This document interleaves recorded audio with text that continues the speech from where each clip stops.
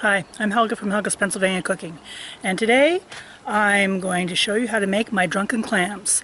I'm actually making Valentine's dinner, and it's going to have tenderloins and stuffed clams, and my drunken clams, which gets asked after a lot. That's made a lot of converts when we go to campgrounds and stuff. Everybody loves them. Oh, and some cheddar and bacon stuffed pierogies, and all out on the grill. It's actually pretty decent. It's in the 40s, well, high 30s here in Pennsylvania. Not bad for a February Valentine's Day. So the first component to my drunken clams is bacon. So I actually am frying that up out here on the grill.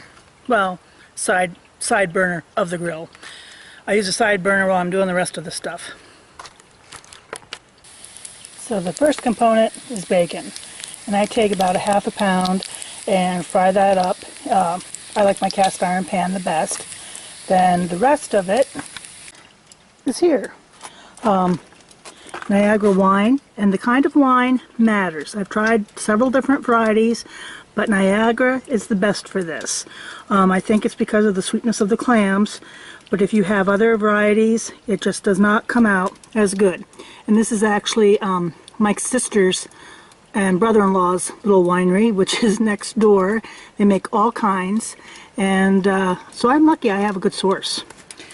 I also throw in garlic and onions, and then the clams.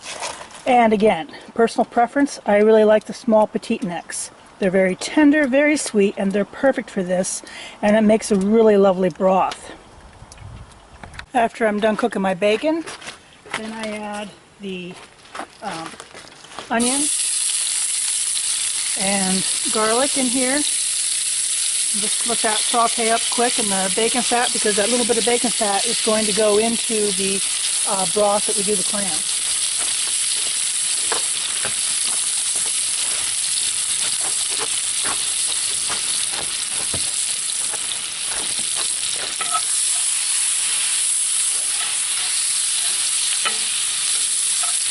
Oh my God, that smells good. Doesn't take long either. Okay, the onions and garlic's all done up in the fat. And now I'm going to deglaze it with the Niagara wine. When I first found this recipe, it was actually, oh baby, that smells good. It was actually from the Barbecue Pit Boys. I'm going to add my bacon back in.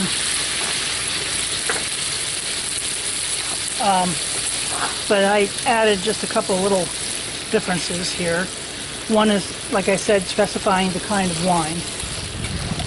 Okay, got that. Now we're going to add our clams. I'm going to add enough water to make sure these can steam up good.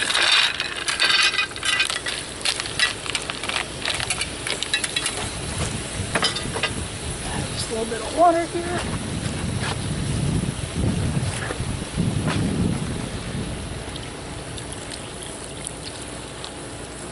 Go.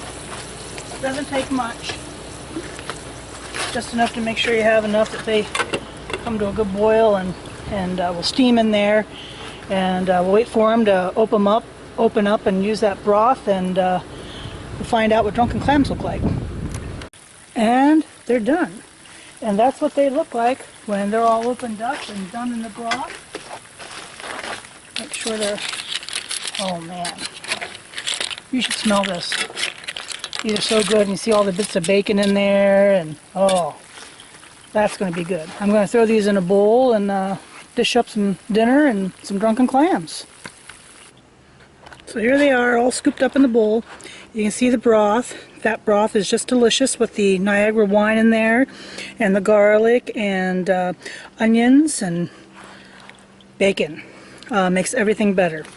A lot of times when I do this, I'll just make these up and some good crusty bread, and with a little bit of Italian oil, and you know, that sops up the juices and it makes a meal in itself. So that's how you make drunken clams.